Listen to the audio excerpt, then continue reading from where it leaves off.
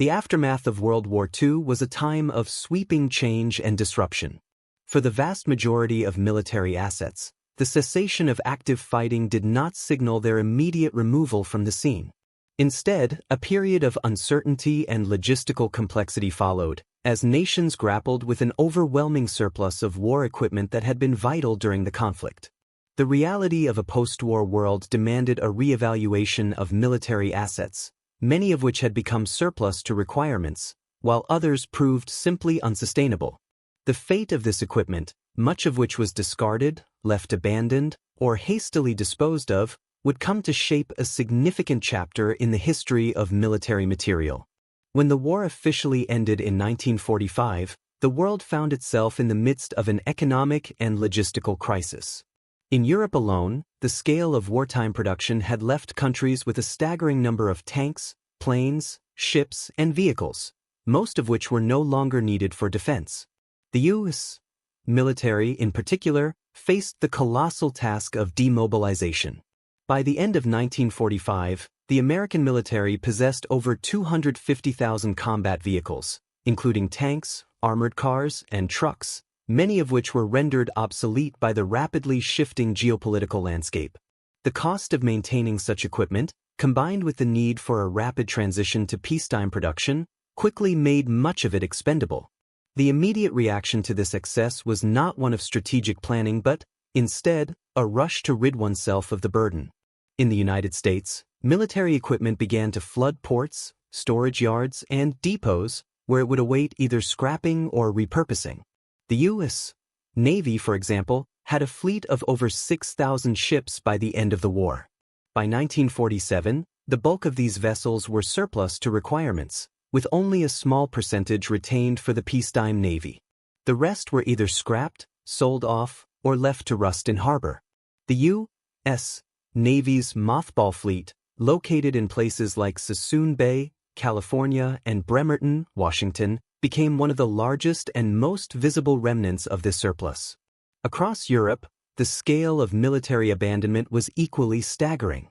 The Soviet Union, having suffered immense human and material losses, faced its own crisis. The Red Army had been equipped with large quantities of tanks, artillery, and vehicles, many of which were damaged, obsolete, or no longer needed as the front lines shifted eastward. Despite the immense logistical challenges of rebuilding a war-torn nation, large quantities of military equipment were left behind as waste.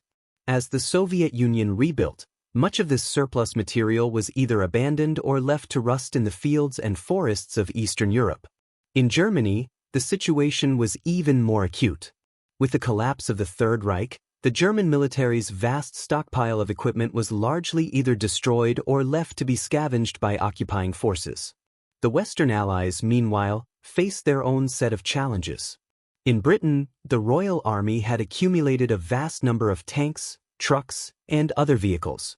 But as with other nations, the need for these assets diminished rapidly once hostilities ceased.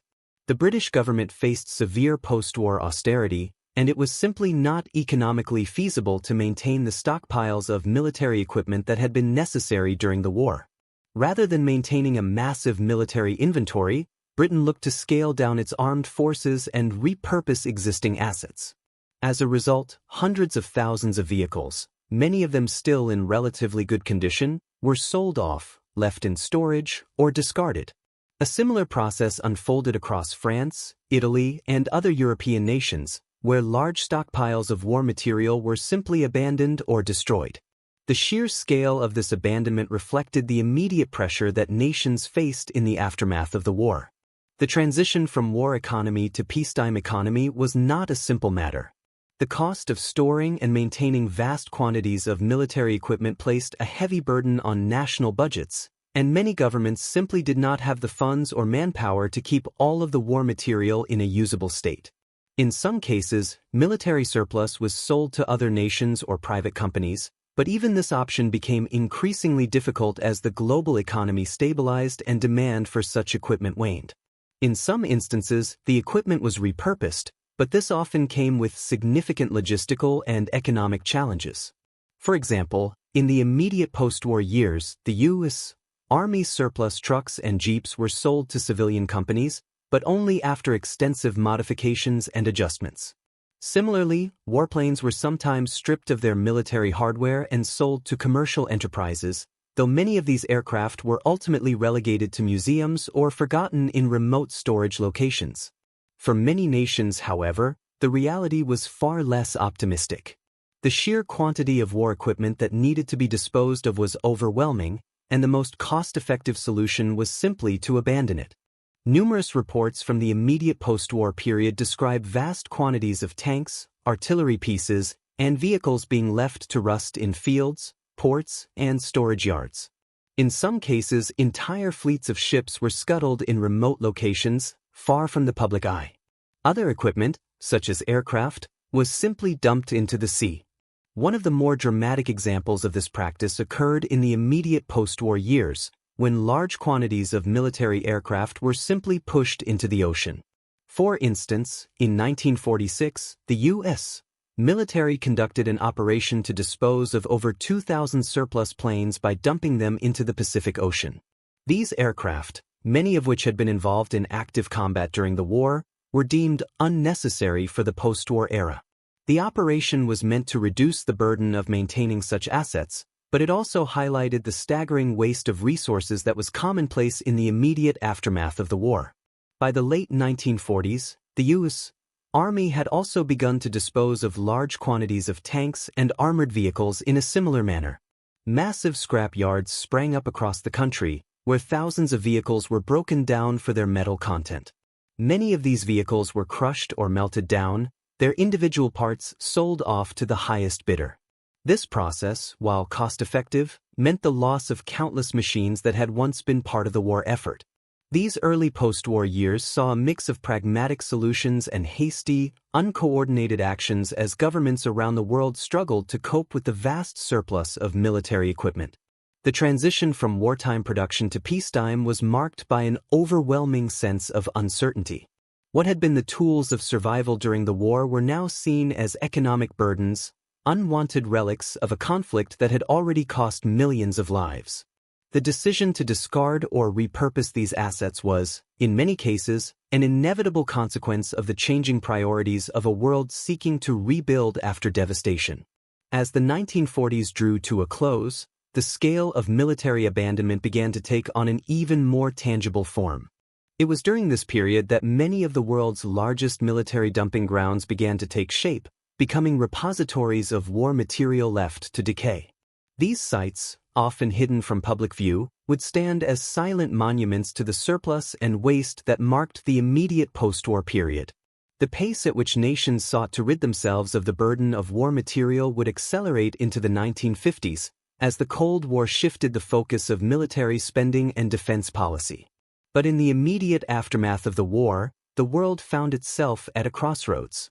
The fate of vast quantities of equipment, much of it still capable of being used, was sealed not by strategy or necessity, but by the harsh economic realities of a world struggling to rebuild. By the early 1950s, the massive and ongoing process of disposing of surplus military equipment began to stabilize. However, the full scale of what had already been discarded or abandoned continued to reveal itself. The decision to scrap or abandon war material, especially on such a vast scale, was not merely a product of post-war necessity but also of an emerging realization. These once powerful machines no longer aligned with the priorities of nations now focused on rebuilding, rearming, or reorganizing for future conflicts. While some countries continued to liquidate their stockpiles through destruction, others found ways to repurpose or store surplus assets for later use. The consequences of this vast waste would be felt well into the Cold War and beyond. For many nations, the economic strain of post-war reconstruction led to even more aggressive disbanding of surplus military equipment. By the late 1940s, most of the U.S. military's wartime material was seen as obsolete, with the military seeking to drastically reduce its size and the costs associated with upkeep. After all, the war was over, and maintaining tens of thousands of tanks, jeeps, and aircraft seemed counterproductive. While some of the surplus was sold or given to allied nations in need of rebuilding their own defenses, much of it met a quieter and far less dignified fate.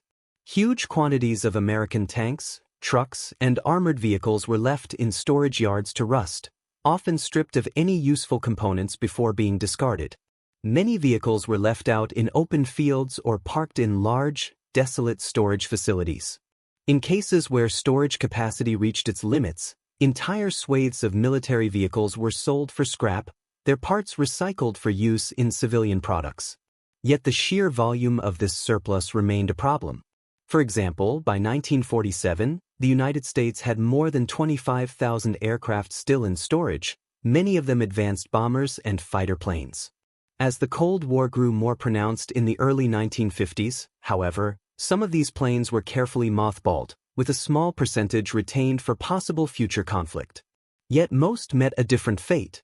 Some of these planes were hastily discarded, scrapped, dumped into the ocean, or abandoned to the elements.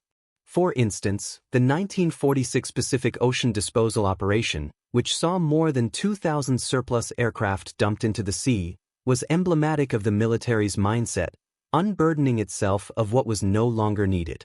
The decision was both economical and strategic, but it also underscored the wastefulness of a global war that would leave material remains strewn across the world. As time passed, what had been seen as simply surplus or no longer required began to take on new significance. Some of the machinery and equipment, while obsolete in their original military form, still had value. This was especially true for materials such as scrap metal, which saw a resurgence in importance during the post-war years. Countries began to turn to this material, even if it meant scrapping valuable, usable assets.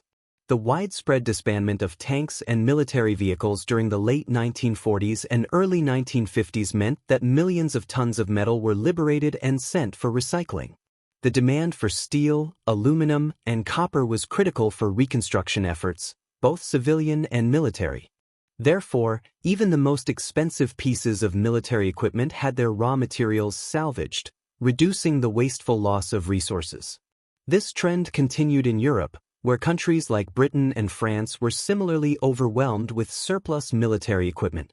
In Britain, for example, the military was already facing the financial difficulties of post-war austerity. The British government, like its American counterpart, had to deal with the overwhelming problem of what to do with an entire fleet of vehicles and weapons no longer necessary for the defense of the realm. By the end of the 1940s, more than 10,000 tanks, armored cars, and trucks were simply scrapped or abandoned. The British Army, in particular, had to grapple with how to cut back on its wartime mobilization. A great many vehicles were sold for scrap, and others were handed over to civilian organizations for repurposing in various industries. Those that had no further use were often left in remote locations, slowly rusting away. France faced a similar situation. The end of the war left the country with a vast array of military equipment, from tanks to artillery pieces to ships. The French government, however, lacked both the funds and the infrastructure to maintain such an inventory. Many of these war assets were scrapped or sold off. In some cases, they were left behind in former battlefields or military bases. Some of the surplus material, however, found a second life in the colonial wars of the 1950s. Tanks and armored vehicles that had been deemed surplus to the needs of Europe were repurposed for the conflicts in Indochina and Algeria. Despite this, the sheer volume of surplus equipment meant that many vehicles were either abandoned in fields or simply left to rot in depots. The remnants of these assets would eventually become relics, sometimes rediscovered decades later, half buried in mud or hidden in the undergrowth of forgotten military sites. In Germany, the post-war situation was perhaps the most poignant. The devastation of the war had left the country in ruins, and with the collapse of the Third Reich, the Allies inherited enormous quantities of military material that they had to contend with. The German military's stockpiles of tanks, artillery, and other weapons were now irrelevant. The Soviets, British, French, and Americans faced the logistical nightmare of either dismantling or repurposing these assets. Large quantities were destroyed, dismantled, or abandoned. Entire tank units, once powerful symbols of Nazi might, were left to decay in open fields. While some of these weapons were used for training or salvaged for parts, the bulk of the German war machine lay abandoned in scrapyards or hidden away in distant forests. Beyond Europe and North America, similar patterns of equipment disposal were unfolding across the globe. The Soviet Union, in particular, faced its own difficulties with surplus equipment. The Red Army had been equipped with a massive stockpile of tanks, planes, and trucks by the end of the war, but its priorities had shifted by the late 1940s. Much of the older equipment, like the T-34 tank, was no longer deemed effective for modern warfare. With new production lines focused on more advanced models, earlier tanks were either abandoned, sold off, or repurposed for other uses, including as static defensive positions or as scrap metal. In Eastern Europe, old Soviet material was frequently left behind as the Soviets shifted their focus to preparing for future confrontations with the West. By the late 1950s and early 1960s, the waste of post-war military equipment was slowly becoming an overlooked chapter of history. Large-scale scrap operations continued through the early years of the Cold War, as nations focused more on rebuilding their economies and preparing for future conflicts. Much of what had been discarded, left behind, or disposed of in the immediate aftermath of the war was forgotten, gradually fading from memory as the world entered the space race and the long tensions of the Cold War. However, the legacy of the discarded war material remained embedded in the landscape. The vast, rusted hulks of once proud war machines, now relics of a time that no longer seemed relevant in the face of nuclear standoffs and ideological warfare.